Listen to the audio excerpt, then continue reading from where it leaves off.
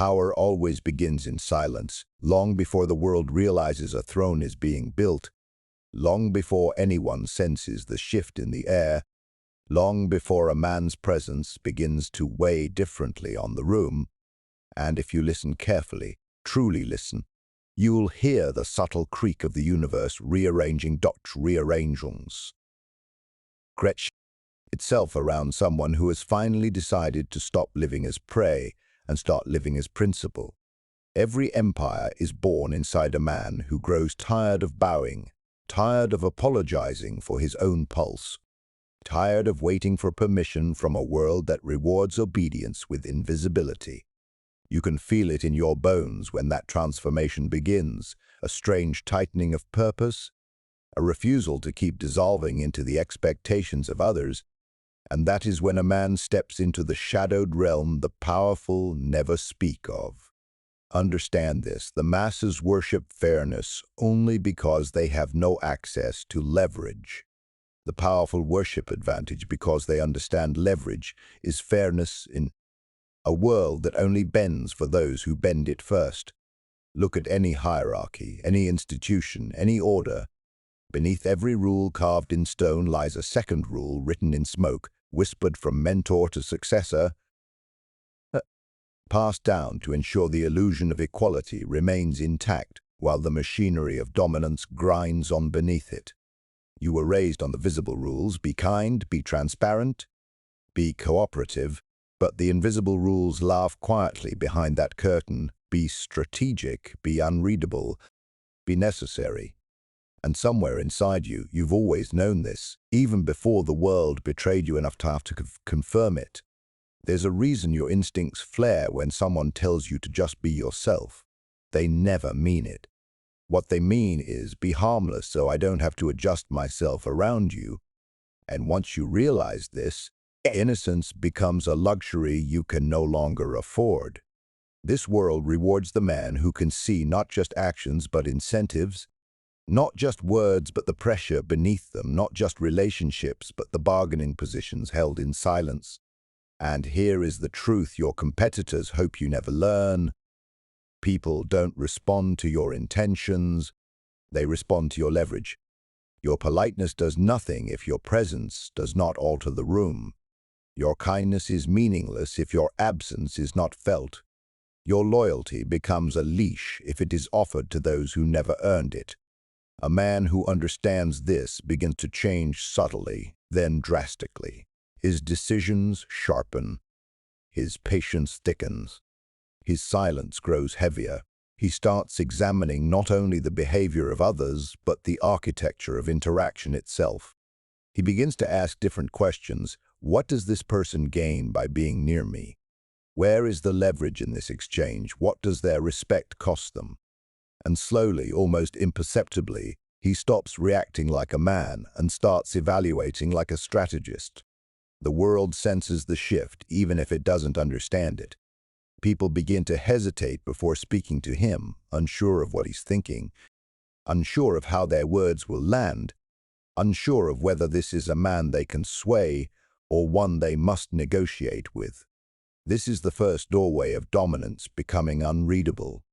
Not mysterious in the theatrical sense, but opaque in the strategic sense. Your intentions become harder to predict, your limits harder to test, your vulnerabilities harder to identify. The less they know, the more carefully they tread, and once you control the uncertainty, you control the dynamic. But opacity is only one pillar of power. The next pillar is boundaries. Hard, immovable, unapologetic boundaries that transform your presence into territory. Most men think boundaries are verbal. The powerful no boundaries are behavioral. You don't announce them, you enforce them.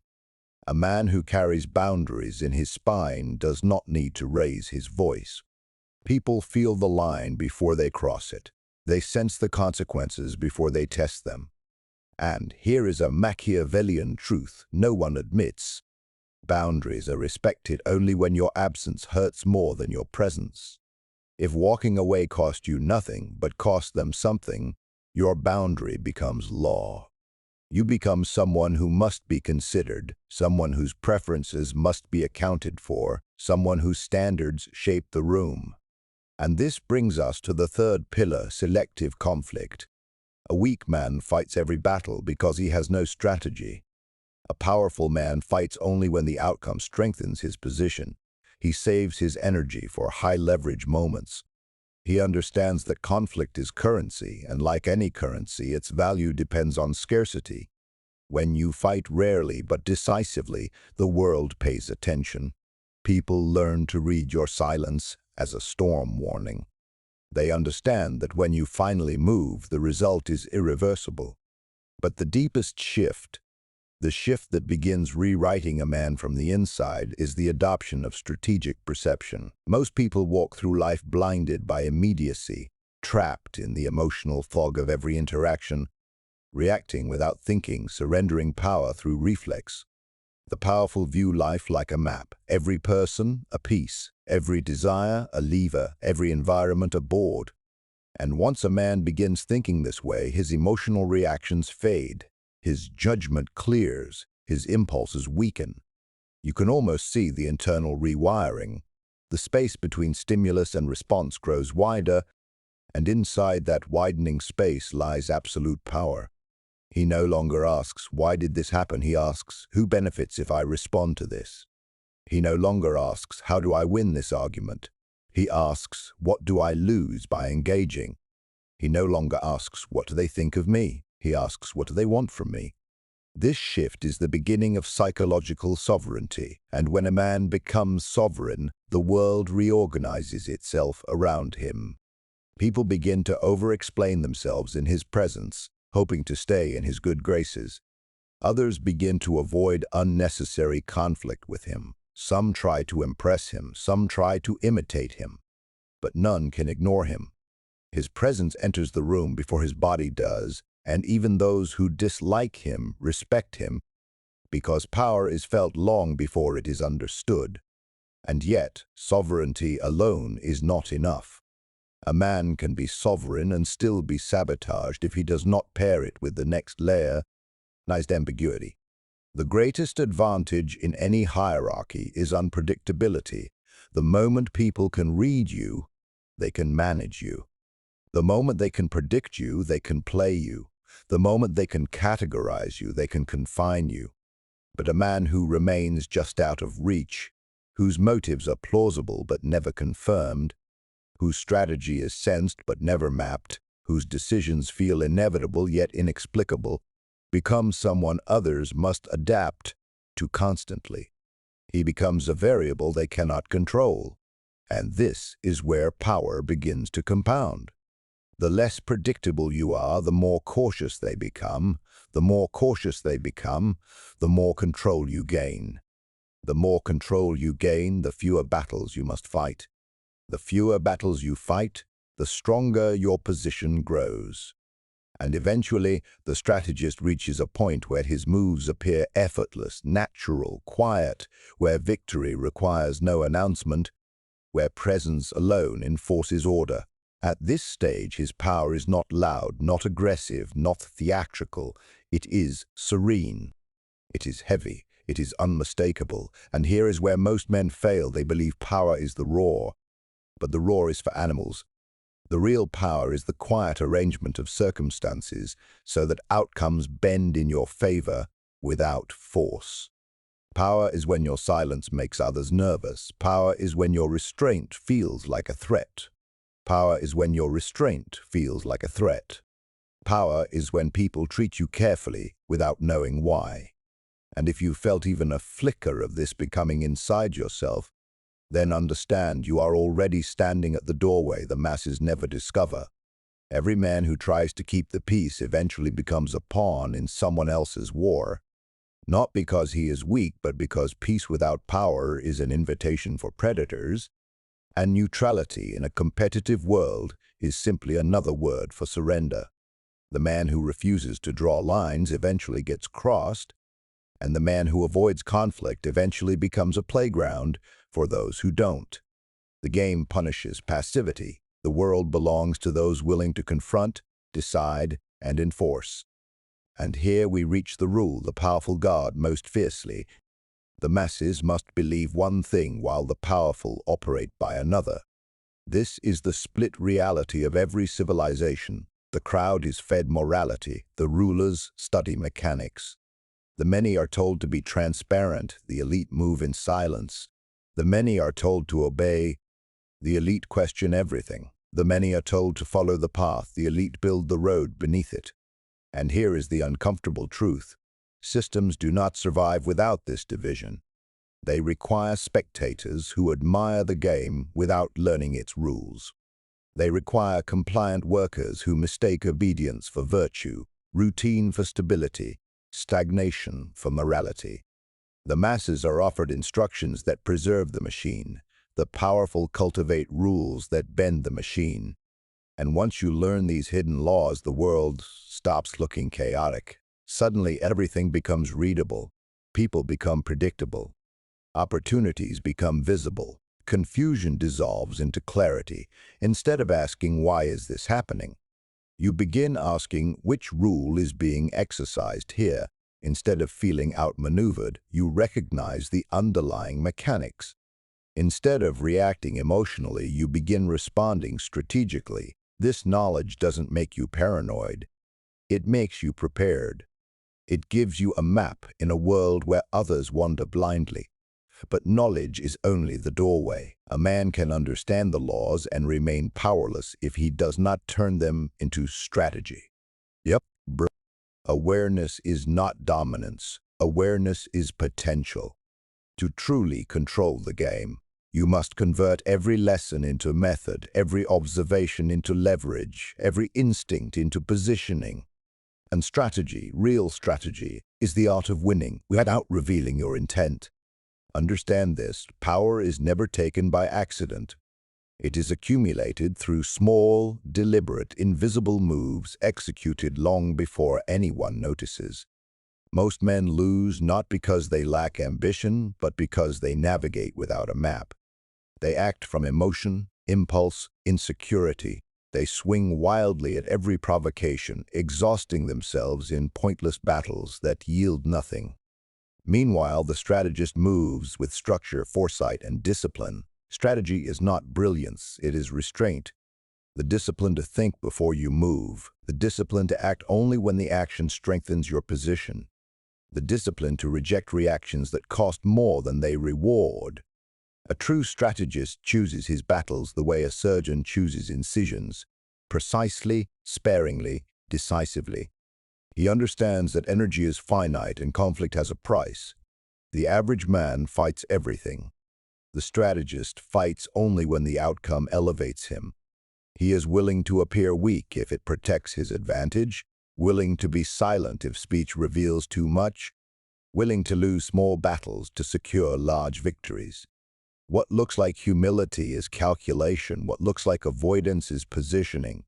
What looks like patience is preparation. The powerful do not win by force. They win by refusing to bleed for anything that does not advance their position. Another principle, control of information. The average man talks too much, reveals too much, explains too much, convinced that transparency earns trust. But transparency also hands over leverage. A strategist treats information like territory, managed carefully, defended fiercely, expanded intentionally. He reveals nothing that weakens him and everything that misleads those who wish to read him. His silence becomes a weapon, his ambiguity becomes armor, his unpredictability becomes a threat. You cannot attack what you cannot understand. You cannot sabotage what you cannot read. This is why the most dangerous men are the least reactive. Their restraint creates unease, their calm creates tension, their stillness creates unpredictability. And then comes positioning, the invisible architecture of power. The strategist does not chase respect. He creates environments where disrespect becomes costly. He does not beg for opportunities. He positions himself so that opportunities seek him. He does not convince others of his value. He conducts himself in a way that makes his value undeniable. Positioning is the difference between speaking loudly and being heard effortlessly. A positioned man is assumed competent, trusted instinctively, granted influence naturally. Strategy is not loud. It is the quiet arrangement of circumstances so that victory becomes the natural outcome.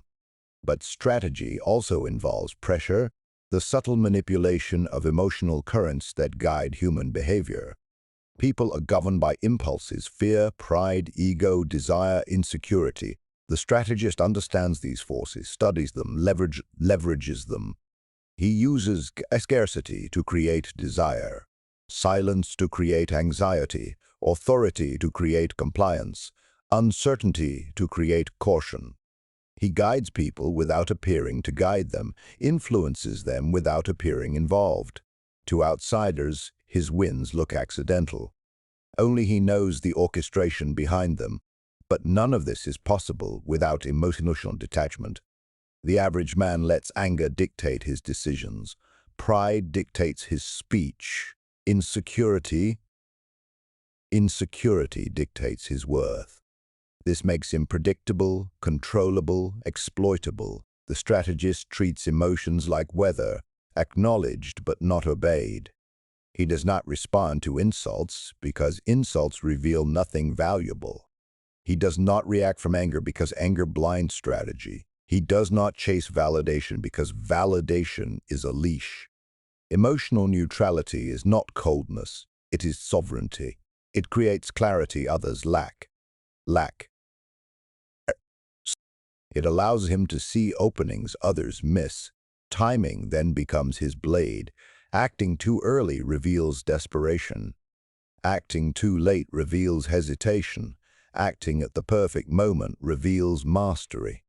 The strategist studies shifts in behavior, fractures in hierarchy, fluctuations in environment, sensing the exact moment where pressure yields maximum effect. To the undisciplined, he appears lucky, but luck is simply the reward for precision. And then comes leverage, the true currency of power. Leverage multiplies small actions into massive outcomes. The strategist identifies what each person fears, desires, needs, or hides. He understands that people tilt more easily than they break. He wins without force by creating conditions where the choice that benefits him feels natural to them. This is power in its purest form, moving the world without pushing it. And eventually, strategy becomes identity. A man who studies the game long enough begins to move differently. His presence grows denser, his decisions become quieter. His influence spreads without effort. He becomes untouchable, not because he dominates, but because he removes every handle the world could use to pull him down. An untouchable man cannot be provoked by pride, baited by insecurity, manipulated by validation, cornered by fear, or blinded by emotion. His neutrality becomes armor, his discipline becomes aura, his independence becomes gravity. Then he frees himself financially. Money stops owning him. He becomes someone who chooses rather than begs. Then he becomes psychologically opaque. Mystery becomes power. There, silence becomes authority, distance becomes protection. Then he masters exit, the quiet ability to walk away from people, places, alliances that no longer serve him. When a man can walk away, no one can control him. When no one can control him, everyone adjusts themselves around him. His time becomes expensive. His absence becomes felt. His presence becomes valuable. Then he stops competing in crowded arenas. He chooses lanes where he is incomparable. A man with no rival becomes a man with no threat. And finally, identity crystallizes. He stops negotiating who he is. His standards become self-authored. His purpose becomes self-generated. His direction becomes internally governed. When a man reaches this state, something extraordinary happens. Rooms shift when he enters. People speak differently around him. Opportunities bend toward him. Enemies hesitate. Allies feel safer. His silence carries weight. His movements create ripples. His existence becomes a gravitational center, and yet even this is not the final truth. Because when you become untouchable, the game reveals its last secret. Life is not chaos. Life is a board. Most people lose because they don't know they're playing. But you've reached the point where the board is finally visible. And now the question is simple. Will you continue wandering blindly? Or will you study the game that has been studying you? The next lesson waits, and if you're ready, it will cut deeper than all the rest.